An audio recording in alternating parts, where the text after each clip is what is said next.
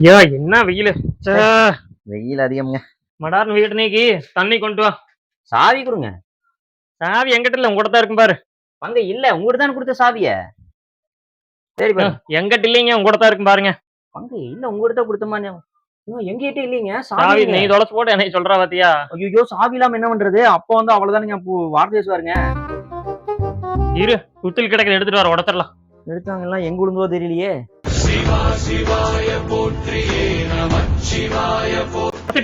ஏங்க மெதுவாடிங்க உங்க இருக்குனாட நீ மெதுவா அடிச்ச அப்புறம் போட்டு உடையே.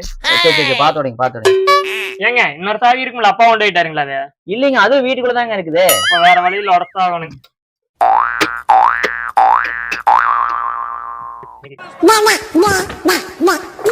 நல்ல வேலைங்க, அண்ணன் தூங்கிட்டு இருக்கிற முழிக்கல. பைத்தியாரா சொல்லியிருந்தா அவரே சாவி எடுத்து கொடுத்துருப்பாருல்ல.